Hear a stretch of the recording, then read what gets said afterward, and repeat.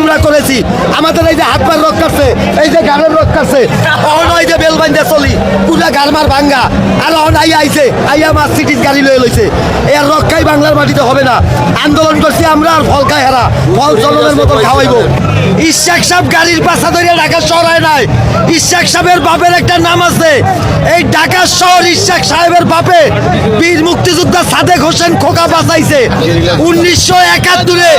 Guerrilla যুদ্ধ কইরা হাজার হাজার সৈনিক এই সাদেক হোসেন খোকার নেতৃত্বে বুকে মাইন বাইন্দা পাকিস্তানের ট্যাগ উড়াই দিতেছে। আইনি জটিলতা নাই।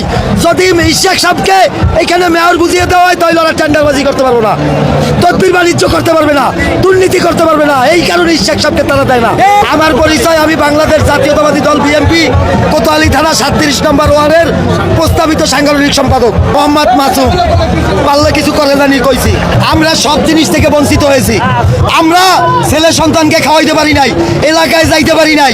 ডাক্তার ইনুস সব ভালো লোক, ভদ্রলোক, তারে